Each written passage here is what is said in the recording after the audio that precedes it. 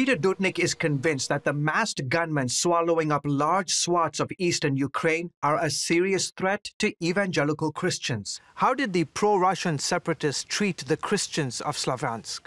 They didn't treat us as well because they consider the Orthodox Church far superior than any other church. They also believe that Protestant Christians are American spies since the America is enemy. Evangelical Christians are also enemy. And Dudnik should know. You see, on April 12th, insurgents armed with Kalashnikovs took control of his city. Days later, some of those men showed up at his church. They came to our church and said, "We are going to live here." They arrested our senior pastor. I told him I wanted to go with him, but they refused. Then they went about taking over Good News, the largest evangelical church in Slavyansk. The rebels told us we couldn't hold our services anymore. Then, 2 Orthodox priests, including one armed with a gun, said that our church belonged to them and that they would start holding services in it.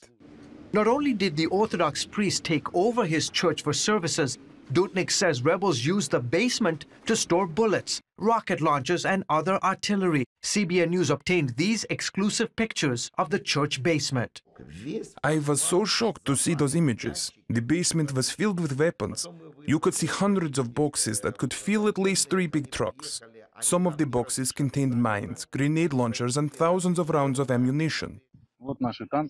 And then there's this YouTube video uploaded by a rebel soldier showing 2 Russian tanks in the back of the church compound. When I saw this on the internet, I was horrified. You can hear the rebels giving the tank operator coordinates to target Ukrainian army positions. The entire time I'm watching the video, I was expecting the Ukrainians to fire back and end up destroying my church. Thank God that didn't happen. Then Dudnik revealed what shocked him the most. As the tanks fired their payloads, 2 priests are videotaped standing behind the tanks next to the church's door, reciting Orthodox prayers. You can tell priests are here to give rebels spiritual support, to bless their mission and to pray for them. I've even seen videos of Orthodox priests blessing tanks before going into battle. Dudnik says Russian media has accused him and other evangelicals of starting the chaos in this country. Dudnik says he's even been accused of collaborating with the Ukrainian army, charges he flatly denies. Do you think that orders came specifically from the Kremlin that these pro-Russian separatists should go after Christians? To be honest, I don't know for sure, but I know the war in my country was more than just about capture of Ukrainian territory or to change the government. There's a real war against Protestant Church by radical elements within the Russian Orthodox Church.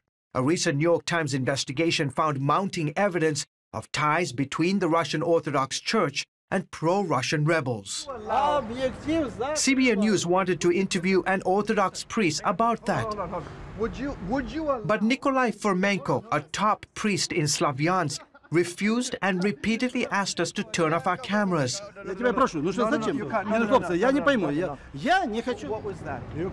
He eventually agreed after trying to confiscate our microphone and camera. CBN News asked why Orthodox priests would conduct prayers during a pro-Russian rebel offensive inside an evangelical compound. This is false information. I saw it with... I'm a reporter. How can you say it's false information? I have the evidence. I can tell you, this is 100% false. This video has been edited to make it look like that. You can do anything these days. I tell you, 100%, this is a lie.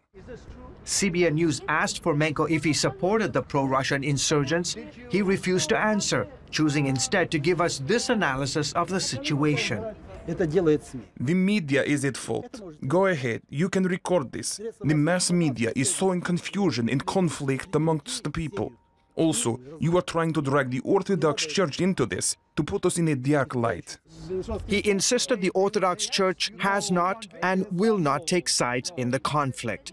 In early July, Ukrainian troops recaptured the city of Slavyansk from the pro-Russian rebels. Dudnik's church was returned to him. The city is slowly rebuilding. George Thomas, CBN News. eastern Ukraine.